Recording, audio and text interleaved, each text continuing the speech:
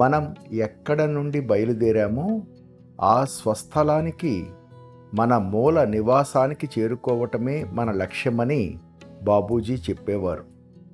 ప్రపంచంలోని ప్రతి పశువు రోజు చివరిలో తన ఇంటికి తిరిగి వస్తుంది.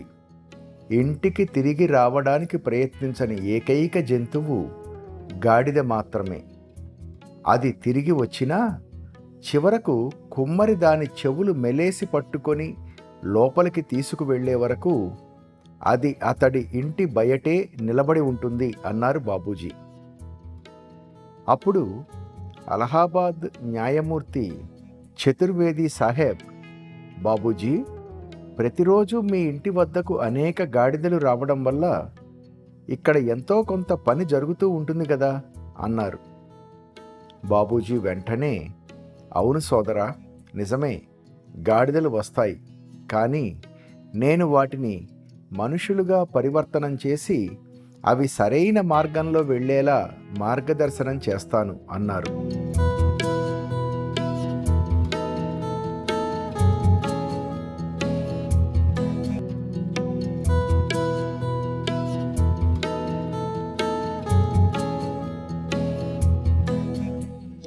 నేను బాబూజీతో అభ్యాసుల సంఖ్యను ఎలా పెంచాలో దయచేసి వివరించండి.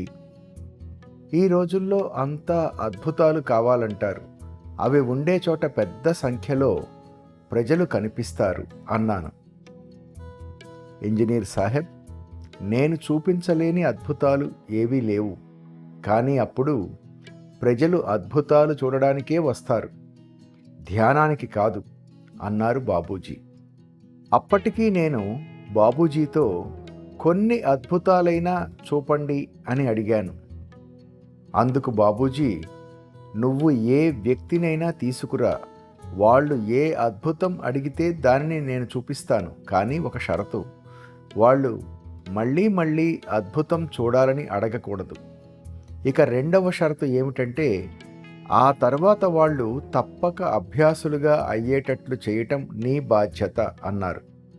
వారు చెప్పిన దాని గురించి నేను లోతుగా ఆలోచించినప్పుడు, అద్భుతాలు చూపితే ప్రజలు కేవలం అద్భుతాలు చూడడానికే వస్తారనేది నాకు స్పష్టమైంది.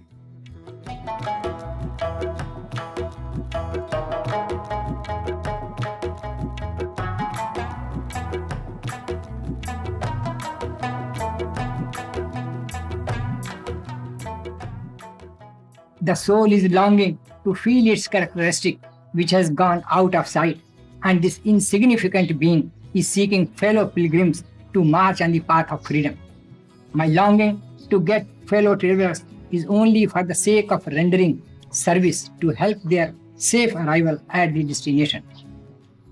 The idea may look foreign to you at first sight, but if you pause a little to consider the problem, the destination, you will surely come to the conclusion that you are sailing towards your own home, where from you have been snatched away by the irony of fate. When we use the phrase irony of fate, the idea of unbalanced character presents itself to our memory. So long as there was the balanced state, we had no form of our own. We have simply to unfold ourselves and restore our own balance, which we had lost. It is of course a very simple thing, but it becomes very difficult to follow. It is because with our unbalanced state, we have created intricacies. We always like to seek our way or to solve our problem of life through the difficult methods of commonly prevalent in our country.